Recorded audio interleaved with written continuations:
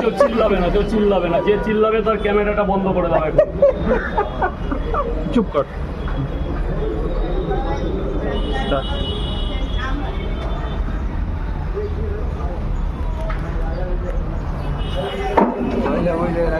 তো আজকে পয়লা বৈশাখ, প্রথমেতে পকেট পরোটার তরফ থেকে সবাইকে অগ্রিম শুভেচ্ছা জানালাম এবং বাংলা নববর্ষর শুভেচ্ছা।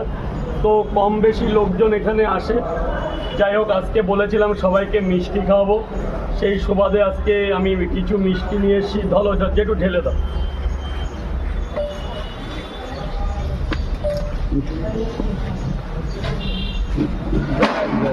দাও কৌটোটা, এটা দাও, কৌটোটা এটা দাও।